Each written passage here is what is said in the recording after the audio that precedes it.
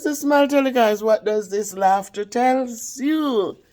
It tells you that the storm is over. My evaluation is over. It was awesome. I had one student who acted a fool, and a very smart kid who, when I say smart, he has the ability to do well, but he's one acting up with the principal sitting in here. So it's one microphone in my class when I teach, guys. Each time I teach, it's one microphone, and when it's only one person should be speaking. So, over, we did well. I like it. I like the lesson. A lot of kids were involved.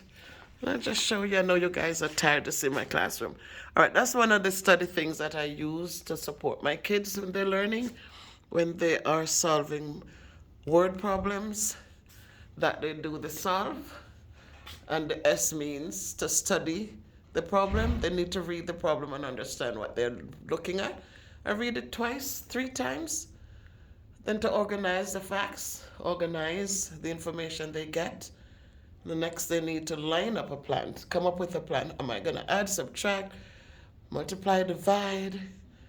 Then they want to verify, just do an estimation to see if the answer makes sense, and finally examine the results. So that's the solve that I use for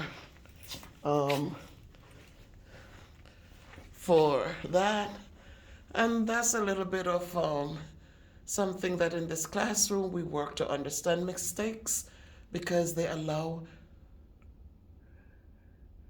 real thinking to happen so we can learn. And then in this classroom, they're expected to learn math. And math means make it to class on time and be prepared to work. Ask for permission to speak by first raising your hand.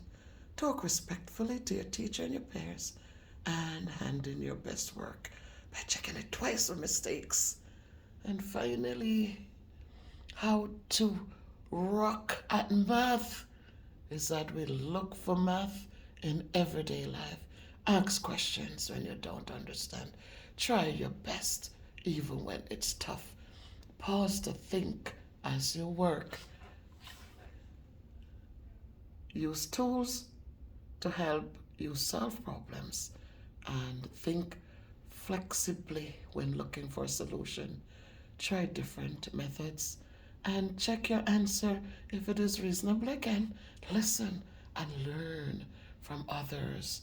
Discover your own theories. Be clear and precise. And again, question your own solutions. So those are the little things that help my children.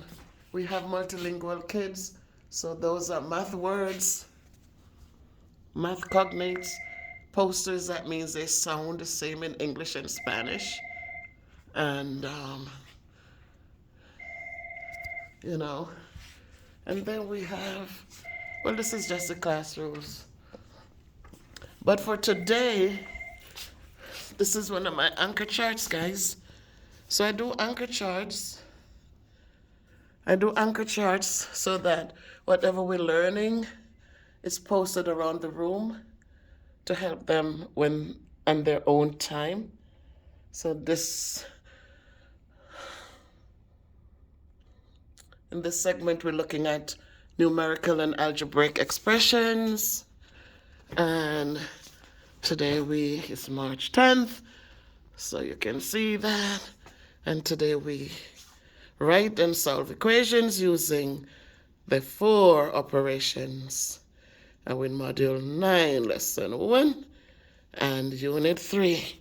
And I'm also helping them with test-taking strategies, because so often kids go in and they're not thinking.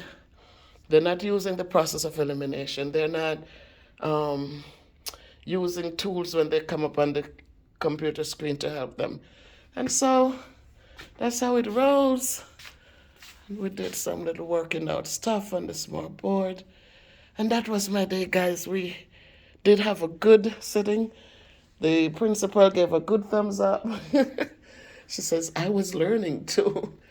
Then what I do also put up for the kids. This was there a long time.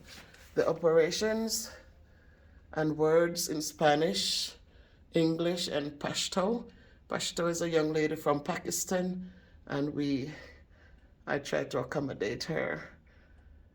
I did some charts in English and Spanish. It's like pulling teeth, guys, so I haven't done too many of them. But that's how it is, some more Spanish and English, right? So I try to do for them as much as I can, because the future of the world is in this room. So we had a good sitting, and I'm just saying, as I said, I love what I do. I always love what I do, and regardless of how tough it gets sometimes, I try to enjoy it as much as I can.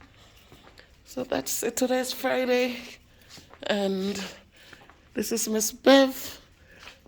And again, in the beginning, you saw the classroom half empty with just some posters somewhere around. And this is what it looks like in March, guys. A lot of anchor charts. I am big on anchor charts because it supports learning. And so you teach something, and I display the kids' work because they're big dreamers. And this is my little classroom filled with love for my students. And that's how it rolls. So thanks, guys, for watching. Please like the video, share the video, and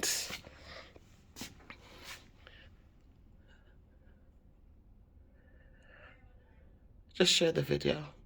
Give me a thumbs up, guys.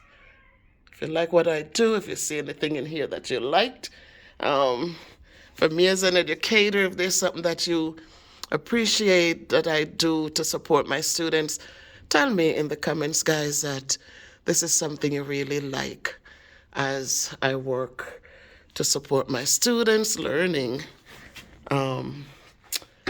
day in, day out. Thank you. If you can be good, be careful, walk good, do good. Help a child to grow and make their dreams become a reality. Just support, guys, where you can and how you can, because every little bit counts.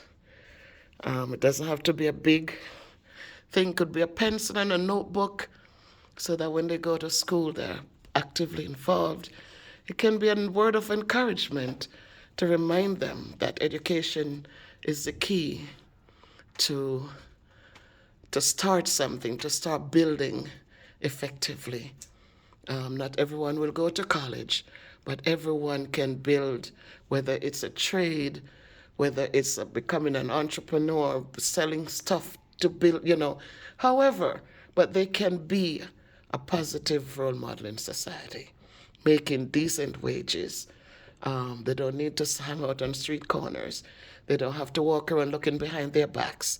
A job or a career, they just need to be productive. So if you can be good, be careful, walk good, live good, do good. Love, love, love you all. Thank you.